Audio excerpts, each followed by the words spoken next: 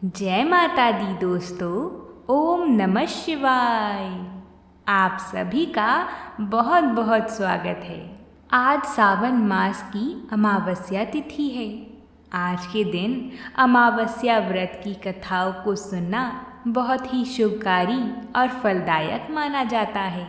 जो कोई भी आज के दिन पीपल माता को सींचता है और उनकी कथा को सुनता है, वह सभी सुखों को प्राप्त करता है, उसके सभी विघ्नों का नाश होता है। आज के दिन हम सभी भक्तजन पीपल पथवारी माता की कथा को सुनेंगे। साथ ही में अमावस्या की कथा, जिसे हरियाली अमावस्या भी कहा जाता है, उसकी कथा का भी श्रवण करेंगे। ये कथा बहुत ही पुण्यमयी है। आप सभी इस कथा को पूरा ज़रूर सुनिएगा। तो आइए कथा को शुरू करते हैं। प्रेम से बोलिए पीपल पथवारी माता की जय हो। प्राचीन काल में एक गुजरी थी। उसने अपनी बहू से कहा कि तू दूध दही बेचा। तो वह दूध दही बेचने गई। कार्तिक का महीना था। वहाँ पर सब औरतें पीपल सींचने आती थीं। तो वह भी बैठ गई और बाकी औरतों से पूछने लगी कि तुम यह क्या कर रही हो। तो औरतें बोली कि हम तो पीपल की पथवारी सींच रही हैं। तो उसने पूछा, इससे क्या होता है? औरतों ने जवाब दिया कि इसके करने से अन्य धन मिलता है, वर्षों का बिछड़ा हुआ पति मिलता है। उस गुजरी ने कहा कि तुम तो पानी सींच रही हो, मैं तो दूध दही से सींचूंगी। उसकी सास रोज कहती कि तू दूध दही बेचकर पैसे लाकर दे। तो उसने कहा, जब कार्तिक का महीना पूरा हो जाएगा तब मैं लाकर दूंगी। और कार्तिक का महीना पूरा हो गया। पूनम के दिन गुजरी ने पीपल पथवारी माता के पास धरना लेकर बैठ गई। पीपल ने पूछा कि तू यहाँ क्यों बैठी है? उसने कहा, मेरी सास दूध दही के पैसे मांगेगी।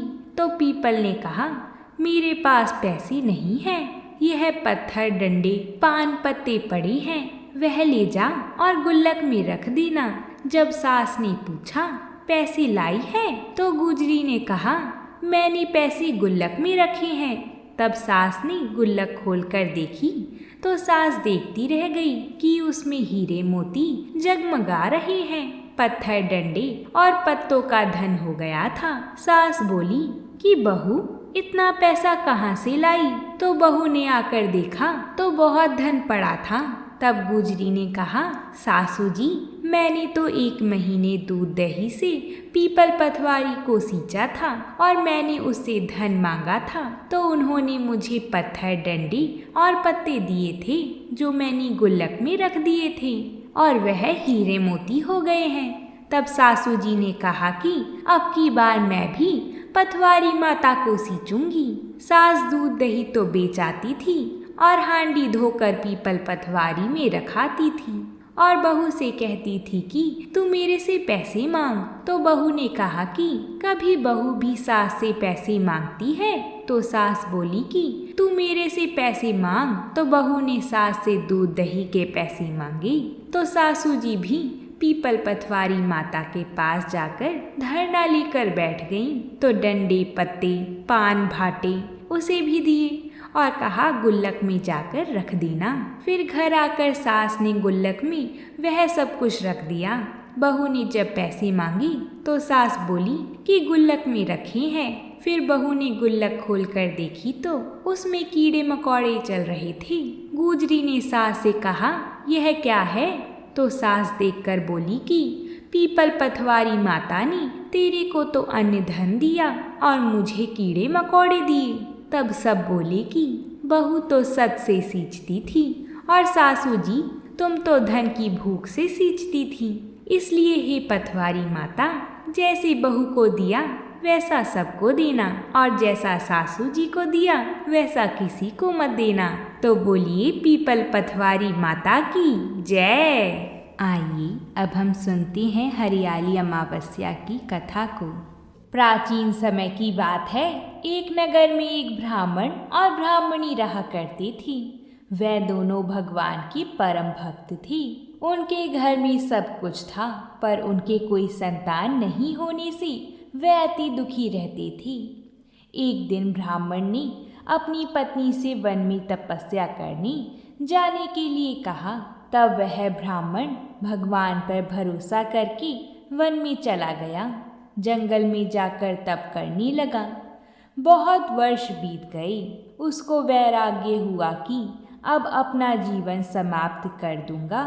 इस प्रकार सोचकर वह पेड़ की डाली पर फांसी का फंदा लगाकर मरने को तैयार हो गया। तब सुख अमावस्या माता प्रकट होकर बोली, देख ब्राह्मण, तुम्हारे साथ जन्म तो कोई संतान नहीं लिखी है, किंतु मैं तुम्हें 2 कन्या का वरदान देती हूँ। एक का नाम अमावस्या, दूसरी का नाम पूनम रख देना। तेरी स्त्री को कहना कि सुख अमावस्या का व्रत या उपवास करे। अमावस्या के दिन 1 कटोरी चावल भरकर उस पर दक्षिणा रखकर किसी मंदिर में रखाना। फिर 1 कटोरी चावल सहित दान करते रहना। ऐसा 1 साल तक करना। ब्राह्मण घर आया और उसने सभी घटना अपनी पत्नी को बताई और अमावस्या के दिन ब्राह्मणी ने अमावस्या का व्रत रखा। कुछ समय बाद उसको 2 कन्या हुई। तब उसने एक का नाम अमावस्या व दूसरी का नाम पूनम रख दिया। वह दोनों कन्या धीरे धीरे बड़ी होने पर उनका विवाह करा दिया गया। बड़ी बहन अमावस्या धार्मिक थी, बल्कि छोटी बेटी भगवान को बिल्कुल ही नहीं मानती थी। बड़ी के घर में तो सुख समृद्धि का भंडार भरपूर था, पर छोटी बहन पूनम की दुख का पार नहीं था। जब बड़ी बहन अमावस को छोटी के बारे में सब मालूम हुआ कि उसकी बहन दुखी है, तब बड़ी बहन अमावस्या ढेर सारा अनाज लेकर छोटी बहन के घर गई और उसे कहा, बहन पूनम, सुख अमावस्या का व्रत तुम भी करो और पूजा करके उपवास करो, जिससे तुम्हारे घर में सुख समृद्धि का भंडार भरा रहेगा। 1 साल तक चावल का कटोरा भरकर साथ में दक्षिणा दान करना। तब अपनी बड़ी बहन की बात मानकर पूनम ने भी ऐसा ही किया। कुछ दिनों बाद उसके भी घर में धन धान्य और संतान की प्राप्ति हुई। इस प्रकार जो कोई भी अमावस्या का व्रत आदि विधि पूर्वक करता है, उसके घर में सुख समृद्धि का भंडार भगवान शिव की कृपा से प्राप्त होता है। तो बोलिए भगवान शिव शंभू की जय हो। अगर आप सभी को हमारी कथाएं पसंद आती हों तो वीडियो को लाइक ज़रूर करें, साथ ही चैनल को सब्सक्राइब भी ज़रूर करें, ताकि आपको ऐसी ही कथाएं रोज़ मिल सकें। प्रेम से बोलिए जय माता दी।